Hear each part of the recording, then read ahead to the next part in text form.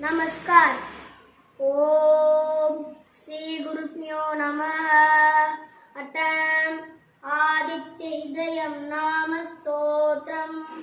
ओम ततो युक्त परिश्रान्तं समरे चित्तया स्थितं रावणं चाग्रगो दृष्ट्वा युद्धाय समुपस्थितं दैवदैश्च समागम्य द्रष्टु अप्पो ततो रणम् उपागम्य ब्राह्मम् अगस्त्यो भगवान् ऋषि राम राम महाबाहो शृणु गुह्यं सनातनं येन सर्वान् नरीन् वत्सा समरे विजयस्तसि आदित्य हृदयं पुण्यं सर्वशत्रुविनाशनं जय आवं जपे नित्यम् अक्षयं परमं शिवम् सर्वमङ्गलमाङ्गल्यं सर्वपापप्रणाशनं चिन्ताशोकप्रशमनम् आयुवर्धन उत्तमम्।